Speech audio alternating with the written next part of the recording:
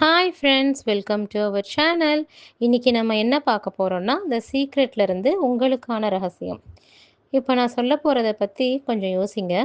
நம்ம கையை பார்க்குறப்போ என்ன தோணுது? அது ஒரு ஸ்ட்ராங்கான வடிவம், ஸ்ட்ராங்கான உருவம்னு நமக்கு தோணுது. ஆனால் அது அப்படி இல்லைங்க.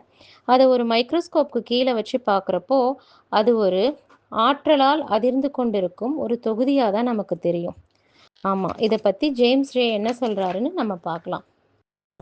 நம்ம பெரும்பாலான மக்கள் நம்ம இந்த உடல் தான் நம்மன்னு நினச்சிட்டு இருக்கோம். ஆனால் அது அப்படி இல்லை. நம்ம மைக்ரோஸ்கோப் மூலமாக பார்த்தோம்னா நம்ம ஒரு பவர் கிரிட் ஆற்றல் மூலமாக தான் தெரியும். நம்ம ஒரு குவாண்டம் ஃபிசிஷியன் கிட்ட போய் பார்த்து இந்த பிரபஞ்சத்தை படைச்சது யாருன்னு கேட்டால் அவர் ஆற்றல்னு சொல்லுவார். ஆற்றல்னா என்னன்னு சொல்லுங்கன்னா, அவர் ஆற்றலை ஆக்கவோ முடியாது, அழிக்கவோ முடியாது. அது எப்போதும் இங்கேயே இருந்து வருகிறது. அது அப்படியே இங்கேயே இருக்கும்.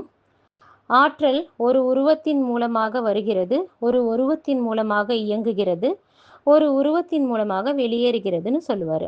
இதே ஒரு ஆன்மீகவாதி கிட்ட நம்ம போய் கேட்டோம்னா, பிரபஞ்சத்தை படைத்தது யார் அப்படின்னு கேட்டோம்னா அவர் இறைவன்னு சொல்லுவார். சரி, இறைவனை பற்றி கொஞ்சம் சொல்லுங்க அப்படின்னு கேட்டோம்னா, இறைவன் எப்போதும் இங்கேயே இருந்திருக்கிறார், இருந்து வந்துள்ளார்.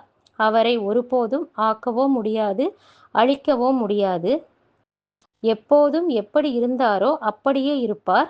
ஒரு வடிவத்திற்குள் நுழைவார், வடிவத்திற்குள் இயங்குவார், வடிவத்திலிருந்து வெளியேறுவார்னு சொல்லுவாங்க.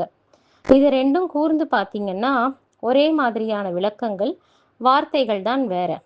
ஆற்றல், இறைவன். இக்கேள்விக்கான பதில் என்னன்னா, ரகசியத்தின் போதனைகள்ல ஒன்றான நம்ம தான் அந்த ஆற்றல், நம்ம தான் அந்த புனிதமான ஆற்றல்.